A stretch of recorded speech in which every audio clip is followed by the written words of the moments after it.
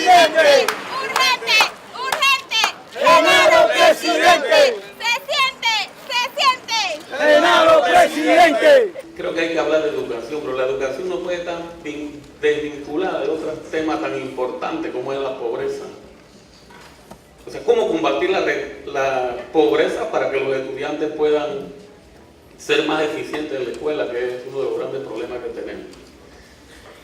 Sería bueno hablar de otros temas, pero voy a hacer el esfuerzo, como Frente Amplio por la Democracia, de ajustarme un poco a ese tema de educación, pero tendré obligatoriamente que provocar otros aspectos. La educación en este país, en realidad, actualmente es una mercancía, no es un derecho, como se está planteando, como debe de ser. Nosotros conocemos todos los antecedentes, por lo menos desde el 90 para acá.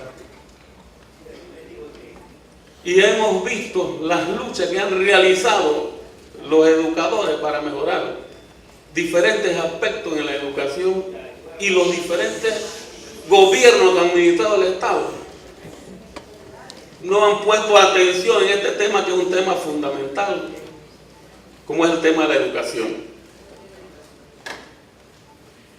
Fíjense que los diferentes gobiernos ven a los educadores como sus enemigos. Le han realizado huelga a todos los gobiernos del 90 hacia acá. ¿Y cuál ha sido la respuesta por parte de los gobernantes? Persecución contra sus dirigentes, despidos, y en los conflictos se desata una campaña publicitaria para desprestigiar a los educadores. Eso es real, eso no lo puede discutir nadie. Pero bueno, en las campañas electorales todo el mundo toca los temas, se empolvan, como decimos los obreros, y hay promesas que en la realidad, cuando se administra el Estado, no se resuelven, que es uno de los grandes problemas que tenemos el pueblo panameño. En el Frente Amplio por la Democracia nos acompañan en nuestro equipo a compañeros que son docentes y docentes conocidos, que junto a él han realizado una serie de jornadas tratando de resolver el problema de la educación. Miren, y el problema de la educación no se puede resolver si no se toman a los educadores en cuenta.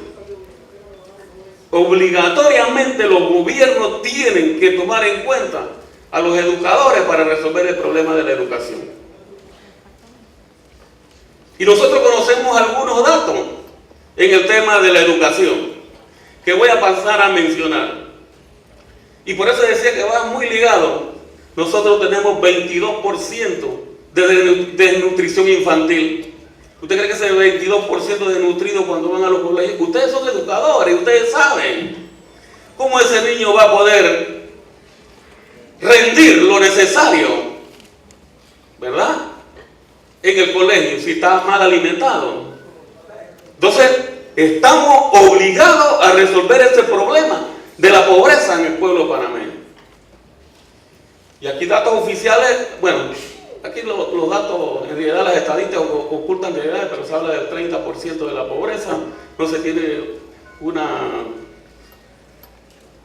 dato oficial de cuánto, bueno, usamos los datos oficiales, pero eso es un tema que necesariamente tenemos que ver. El 3% de los niños en la escuela primaria desertan de la escuela.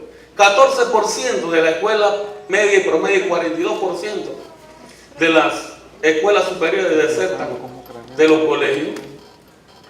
26% de los estudiantes están en escuelas multigrado.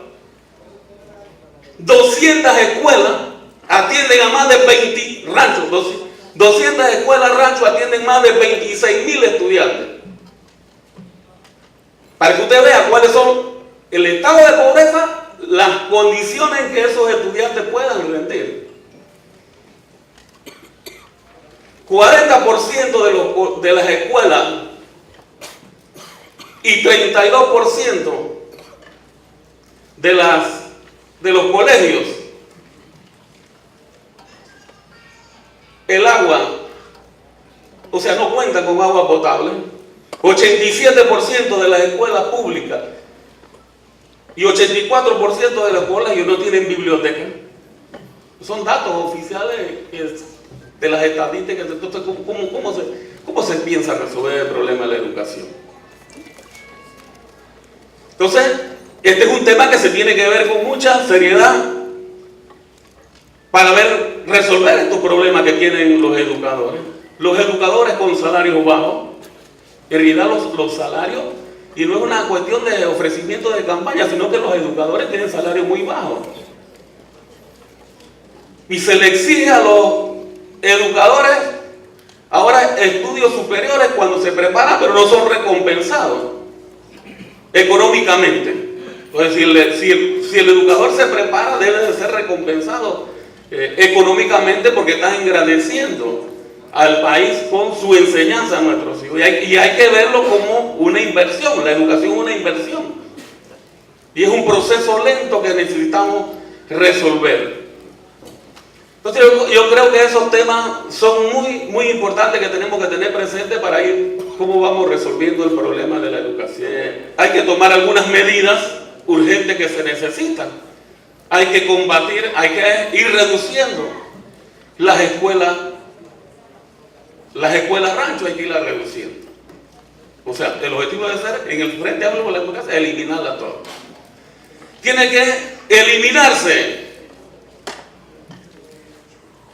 los multigrados, y aquí nosotros frente a eso proponemos que se deben hacer en lugares apartados viviendas educativas, de manera tal de poder concentrar a los jóvenes en esas viviendas educativas para que se puedan atender al aprendizaje a los niños que van de primaria hasta la media.